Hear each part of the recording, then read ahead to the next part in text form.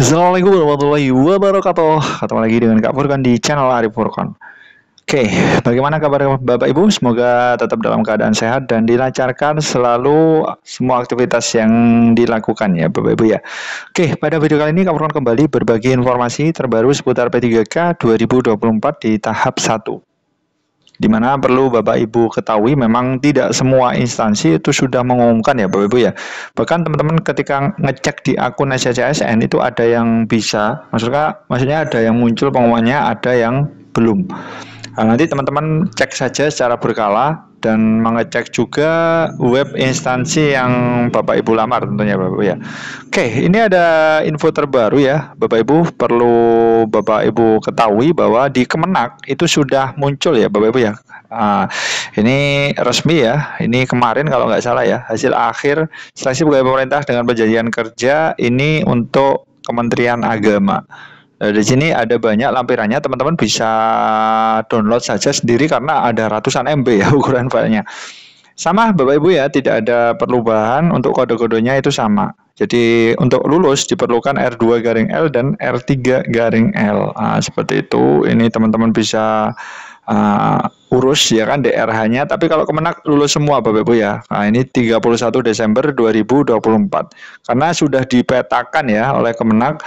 Jadi memang ya tes itu betul ya kan hanya formalitas untuk di Kemenak ya Bapak Ibu ya. Tapi kalau yang bukan Kemenak itu kayaknya ada yang tidak dapat formasi, tidak ada L-nya Bapak Ibu seperti itu.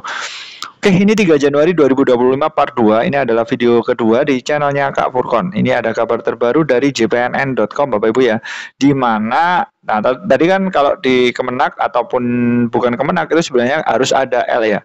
Lah, gimana sih nasib honorer tanpa kode L? Nah, ini mekanisme P3K paruh waktu dan gajinya seperti itu. Kamis 945 kemarin ya Bapak Ibu ya. Memang untuk diperlukan lulus itu harus ada tanda L ya Bapak Ibu ya. Jadi teman-teman kalau dapat R2-L atau R3-L ini berarti teman-teman ini aman. Maksudnya aman itu melakukan pemberkasan dan mengisi DRH. Nah, bagaimana kalau teman-teman mendapatkan kode R2 atau R3? Nah, kita simak informasinya ya Bapak Ibu ya. Oke, di sini Bapak Ibu bisa perhatikan JPNN Jakarta ya. Pengumuman kelulusan seleksi P3K 2024 tahap 1 ini mencantumkan kode-kode yang memiliki arti yang berbeda. Nah, di sini kode-kodenya kalau teman-teman itu lanjut pemberkasan itu harus ada kata L. Nah, seperti itu. Kalau nggak ada L-nya gimana Kak? Ya menunggu kebijakan selanjutnya tentang P3K paruh waktu.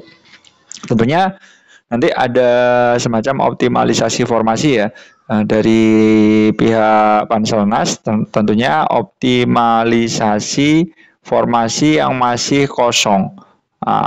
Di daerah-daerah sebenarnya ada banyak formasi kosong, artinya benar-benar kosong, nggak ada yang melamar, tapi ada itunya formasinya. Jadi kita tunggu saja kebijakan dari teman-teman pemangku kebijakan ya tentunya.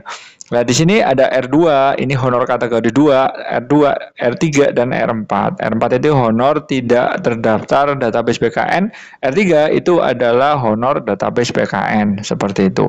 Dan ini terbaru, Bapak Aba ini juga mengungkapkan Bapak Ibu ya, formasi P3K 2024 itu 1,2 juta kursi. Dari jumlah tersebut hanya 800.000 untuk Pemda. Nah, yang diusulkan Pemda itu hanya 800.000 karena itu kemampuan anggaran daerah. Jika 1,2 juta formasi terisi, maka honorer diangkat menjadi penuh waktu itu 1,2 juta. Berarti masih ada sisa 500 honorer. Ini logikanya akan diarahkan ke P3K paruh waktu. Nah, skemanya kapan? Nah, ini masih belum Bapak Ibu ya. Jadi ditunggu saja, pantau saja. Teman-teman mungkin masih disusun ya skemanya Bapak Ibu ya, kita tunggu saja. Dengan demikian perkiraan kasar jumlah P3K paruh waktu itu maksimal 500.000. Jumlah tersebut hanya berdasar database BKN loh, ya kan? Yang non database atau yang tahap 2 ini belum dihitung seperti itu. Bahkan honorer tercecer atau non database BKN ini juga diimbau untuk ikut mendaftar seleksi P3K 2024. Bagi yang tidak mendapatkan formasi, maka dapat usulan oleh pejabat pembina kepegawaian menjadi P3K paruh waktu, seperti itu Bapak Ibu ya. Semoga saja ini benar-benar terrealisasi ya, kita juga belum tahu. Seperti itu. Nah, di sini Bapak Ibu bisa perhatikan bahkan 3 Kemenpan RB tersebut kalimatnya sama ya, ini dalam hal pelamar telah mengikuti seluruh tahapan seleksi namun tidak dapat mengisi lowongan kebutuhan dapat dipertimbangkan menjadi P3K paruh waktu. Nah, seperti itu. Ini banyak yang tanya sebenarnya Kak Furkon, nah gimana Bang nasibnya? Ya tetap ini kita sudah punya dasar hukum Bapak Ibu ya. Jadi teman-teman itu sebenarnya cukup tes saja ya kan, nanti kan kalau teman-teman setelah tes itu kan ada kedua kemungkinan, bisa ada R-nya misalkan R2 ya, R2 garing L atau R2. Nah, kalau R2 garing L ya lanjut ya kan, lanjut pemberkasan. Nah, kalau R2 gimana ya, tunggu ya kan, tunggu regulasi paruh waktu penempatannya di mana. Nah, gitu aja sebenarnya, intinya seperti itu aja Bapak Ibu ya. Nah, di sini Bapak Ibu bisa perhatikan poin berikutnya di ketiga Kemenpan RB mengatur bahwa pengangkatan honorer part-time ini diusulkan oleh pejabat pembina kepegawaian kepada menteri. Jadi tinggal diusulkan saja, teman-teman tinggal nunggu aja. Soalnya teman-teman sudah mengikuti tes, artinya sudah mengikuti tahapan seleksi, itu sudah aman Bapak Ibu ya. Kecuali teman-teman yang tidak hadir ya kan, ini bisa berkoordinasi di dinas terkait ya. Nanti tesnya mungkin di tahap 2 seperti itu.